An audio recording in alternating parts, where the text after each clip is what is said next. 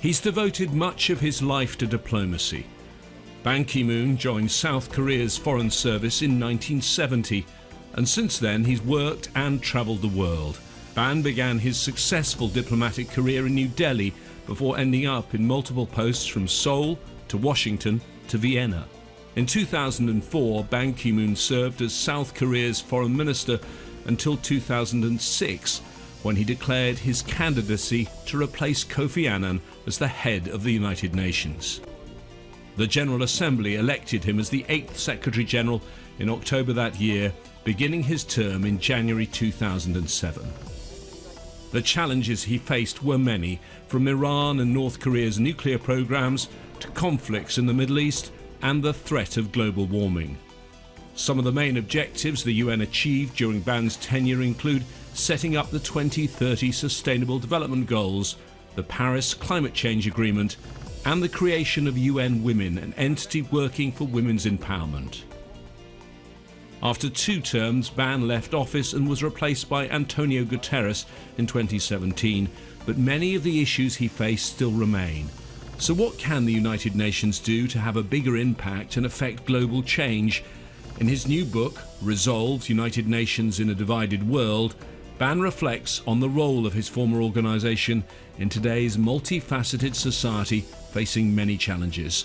The former Secretary General of the United Nations, Ban Ki-moon, talks to Al Jazeera. Ban Ki-moon, former Secretary General of the United Nations, now the Deputy Chair of the Elders. Thank you for talking to Al Jazeera. You have a new book out. We'll come to that in a moment. But first, let me take you back to the end of your decade as the Secretary General of the UN. You were Secretary General right up until the end of 2016.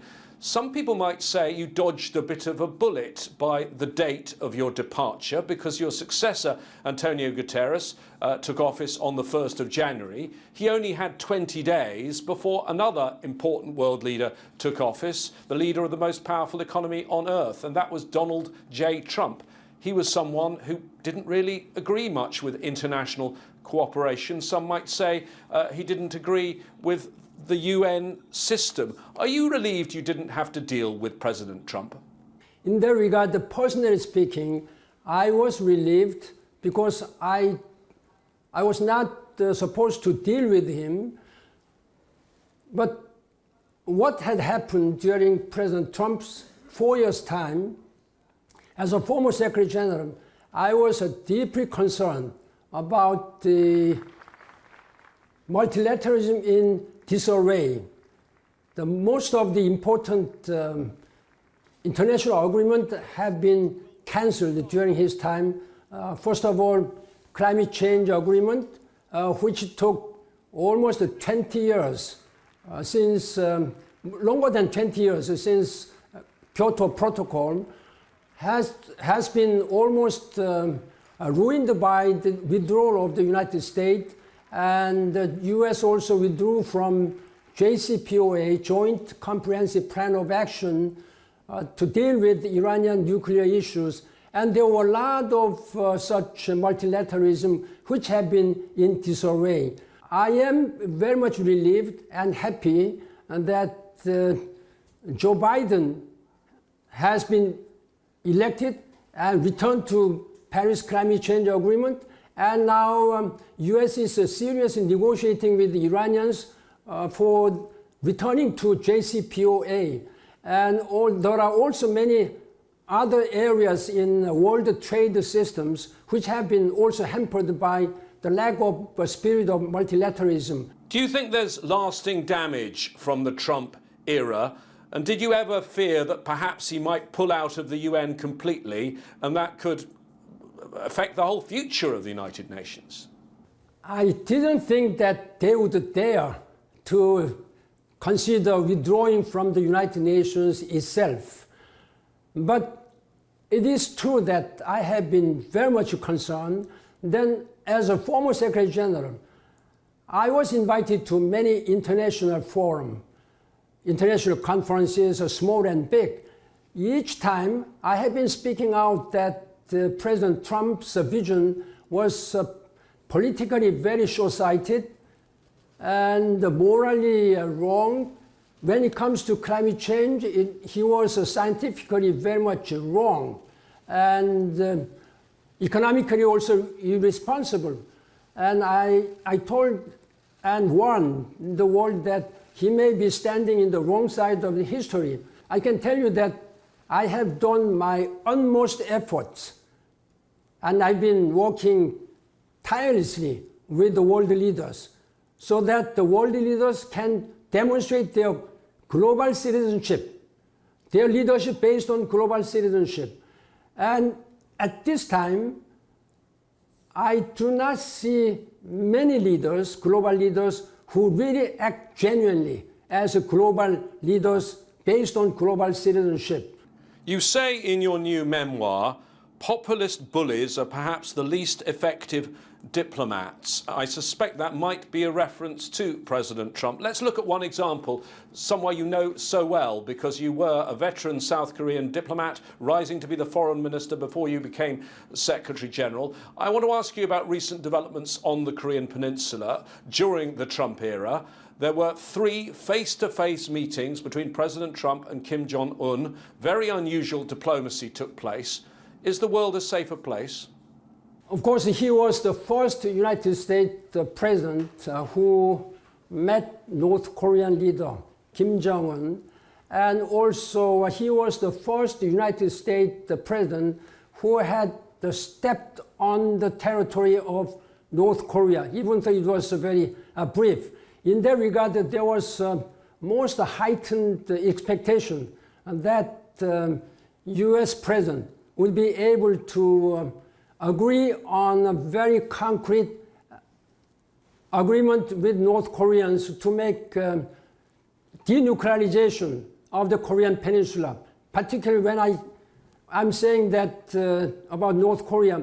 North Korea is the only country, first and the only country in 21st century who have tested 6 times nuclear bombs. And they have also tested the intercontinental ballistic missiles, long range and short range, and they are also developing submarine-based nuclear weapons, etc. Therefore, we had much expectation, but in the end, his sort of reality show type diplomacy has made a lot of Koreans and the people of peace-loving people very much disappointed. Now, the current situation on the Korean Peninsula is also very much worrisome. We have to make sure that during President Biden's era, that there should be a complete denuclearization of the Korean Peninsula. North Korea is a place with an appalling human rights record. When you were Secretary General, you used to talk a lot about human rights up front. But it's pretty clear that human rights abuses are growing around the world, and some of the most powerful countries on earth are involved. I give you 2 examples. For example, the Uyghur people in China, a permanent member of the Security Council responsible for what some say is genocide, and Syria, where human rights groups all agree that Russia has joined the Assad regime in abuses, including targeting medical facilities. You were Secretary General. How hard is it for a Secretary General to confront these sort of problems when they're carried out by the most powerful countries? There are, of course, abuses of human rights violators in this world. Now, because of the divisions among big powers, particularly the permanent members of the Security Council, Big Five, then nothing could have been agreed upon to deal with the human rights. For example, in the case of Syria, 6.6 million Syrians have become refugees here and there in Jordan, Lebanon, Iraq, and Egypt, and elsewhere. I have visited all these places, but Security Council has not been able to agree on anything, even on purely, genuinely humanitarian issues, because of the veto power. Then I think who should be blamed on this? It's only the people. Then I have been speaking out that the justice will prevail for those perpetrators of violators of human rights and justice, then I've been speaking out that justice will prevail, if not today, tomorrow. If not tomorrow, surely in the near future. That is what International Criminal Court and other judiciary bodies and special court which I have been established during my time has been working. But unfortunately, we have not seen much progress in this. You mentioned Syria, and there is an intriguing reference in your new book. It says, if the UN had been allowed to take a larger role earlier in the Syrian war, I believe Europe would not now be grappling with their own refugee crisis. What role did you want the UN to take, and who stopped you? I have been speaking to al-Bashar Assad of Syria many times, but he's been lying all the time, so therefore then I appointed my predecessor Kofi Annan, then Lakhdar Brahimi, and many able diplomats. But all these negotiations have not yielded any success, any result, because of the division among P5, permanent members of the Security Council. That is why many member states are now arguing that there should be reform of the Security Council. But it is, after all, their decision. Decision is in the hands of 5 permanent members. Therefore, while the reform of the Security Council has been on the agenda many years, many decades now, we have not been able to make any progress. I am really very much frustrated about this kind of a situation. I am urging, as a former Secretary General, and also my successor, Antonio Guterres, who will be reappointed soon, then I think the United Nations should really speak out on the matters of principled human rights and human dignity. Well, one of those matters is a country that has deteriorated greatly this year in terms of its situation, one where you worked for a very long time, and that's Myanmar, where there was a coup on the 1st of February. You spoke in the Security Council, a powerful call to action in April. You said there was a fleeting moment for strong action to stop the atrocities. Nothing's been done. Do you fear that fleeting moment has now passed? In my report to the Security Council on April 19th, I suggested to the members of the Security Council to consider even the process of invoking responsibility to protect, as we did in 2011 in the case of Libya. Of course, this will be met, I'm afraid to say that, by the veto power. But if there are tools, there are regimes which we can apply to address all this unacceptable situation, but the member states of the United Nations, particularly security, they are not, they are divided, completely divided. And therefore, I'm really urging, first of all, it's an issue among the ASEAN. So ASEAN leaders should take a much, much stronger action. I myself offered my own visit to meet Myanmar military coup leader, but they replied that the timing was not convenient for them. But when there would be convenient time for me to visit? Because nothing has been happened. It is the people who will suffer from all this military dictatorship. You mention the problems in the Security Council, and again, it comes back to the dysfunction in the permanent 5 members of the Security Council. With regard to Myanmar, with regard to Tigray and Ethiopia, there seems to be no appetite for any sort of punitive action, arms embargo, sanctions from Russia and China. Potentially, though, as you move forward, if these 2 countries aren't going to support sanctions, and we know that they're not under UN sanctions, but both countries are under EU and US sanctions, doesn't increasingly the Security Council become more and more toothless, and then the UN itself become more irrelevant? It's not toothless. In fact, it has become toothless but they have teeth, very strong power and tools to solve the problems, to solve unacceptable human rights issues and violations of principles and ideals of the international United Nations Charter. In the case of Tigray, I'm again deeply concerned that this is now being perpetuated by the country where the leader is a Nobel Peace Laureate. Prime Minister Abiy Ahmed was awarded Nobel Peace Laureate just a couple of years ago.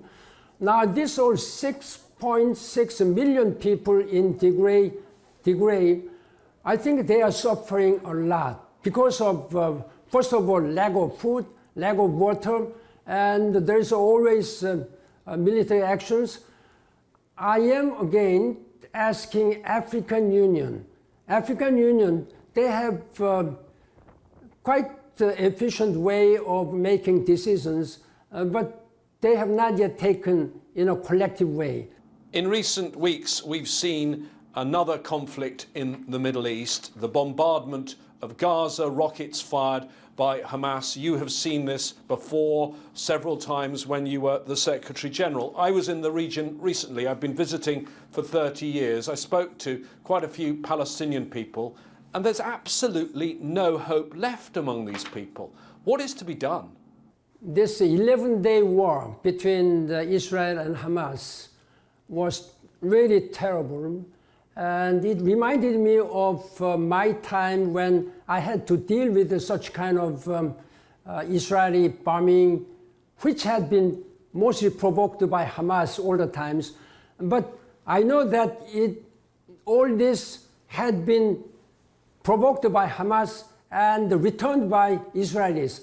But the magnitude of returning all this crisis was not rational, first of all.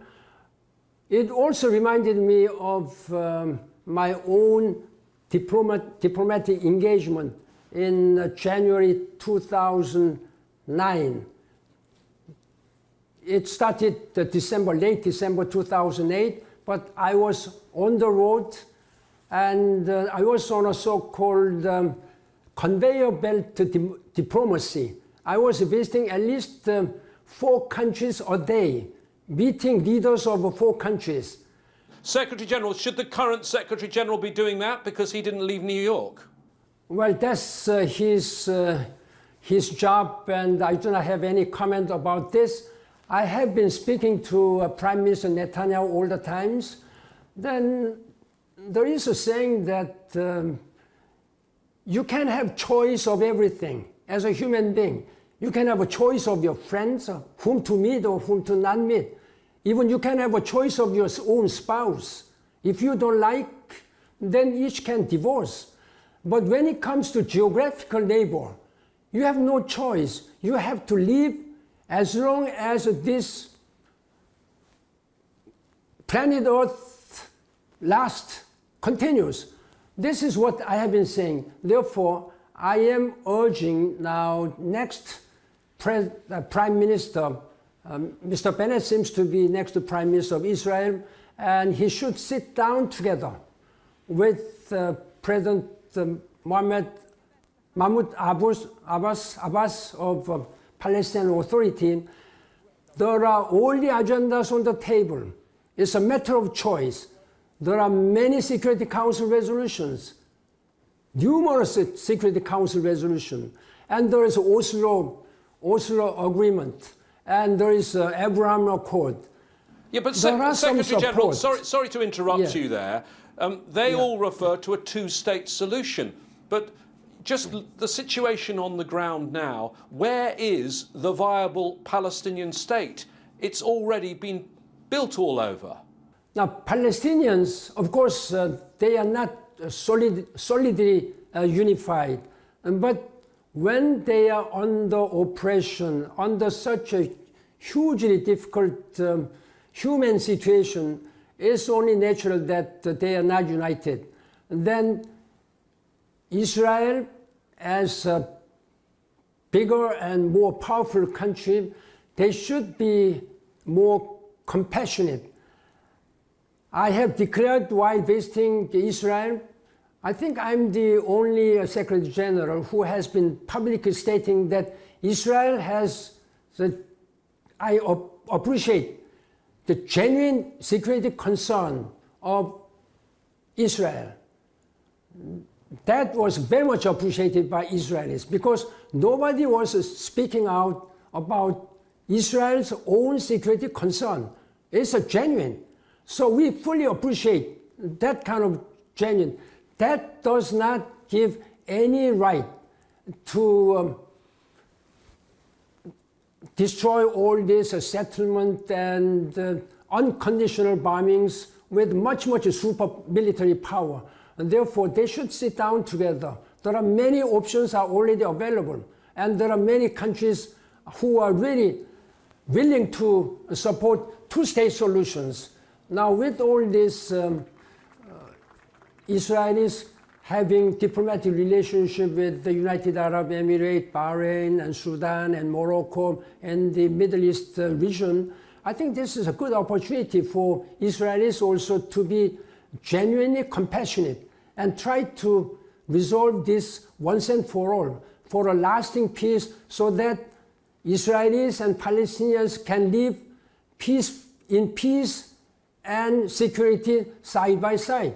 As a reporter who covers international affairs and is based at UN headquarters, I witnessed many of the events you did, and I appreciate from reading the book your viewpoint on them. But I'll have to be honest with you, there is one part of the book, one section of the book I found rather jarring, and that's when you refer to Haiti.